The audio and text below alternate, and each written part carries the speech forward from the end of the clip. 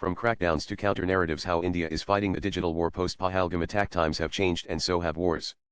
Following the recent terror attack in Pahalgam, the government is confronting not just violence on the ground but also a fierce information war unfolding online. Top government sources say a small but loud group of disgruntled ex-servicemen whose careers and influence waned post-2014 reforms are now prominent voices on panels and in columns, peddling unfounded theories. Their bitterness, sources allege, has turned into a business where speaking against the very institution they once served earns them applause from sections of the secular elite and validation from India's adversaries. This, they say, is part of the larger information war targeting India. The government is particularly worried about the impact such narratives could have on impressionable audiences. In response, it has launched a crackdown on YouTube channels and social media accounts that push narratives undermining India's interests. The Indian government has banned several Pakistani YouTube channels, including that of former cricketer Shoaib Akhtar. The online streaming of several top Pakistani news channels has also been banned, including Dawn News, Ari News, Sama TV, and Geo News. Officials monitoring the situation reveal that while some handles appear innocent, they subtly or sometimes overtly push brainwashing content, especially targeting those living abroad to shape international opinion.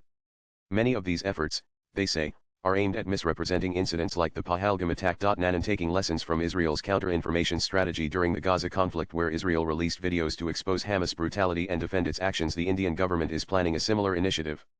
A series of videos is being developed to highlight the long timeline of terror acts against India by Pakistan, backed by footage and public evidence, aimed at educating young Indians and global audiences unfamiliar with the country's past struggles. Politically too, the government plans to counter narratives suggesting that the Pahalgam attack and the government's strong statements are linked to the upcoming Bihar elections or the recently passed Waqf bill. The latest step against Pakistan was taken on the recommendation of the Ministry of Home Affairs, which stated that the Pakistani YouTube channels were disseminating provocative and communally sensitive content, false and misleading narratives, and misinformation against India, its army and security agencies following the Pahalgam terror attack. This move comes as part of a broader set of non-military measures the government has undertaken against Pakistan in the wake of the Pahalgam attack on April 22, which killed 26 people and left several others injured. Swipe left for next video. This is an all-out war, said a top source, not fought with guns, but through social media, narratives, and perception. The next time someone casually drops terms like false flag without evidence, it is important to ask who benefits from casting doubt on India. Why were these voices silent when Amarnath pilgrims were attacked,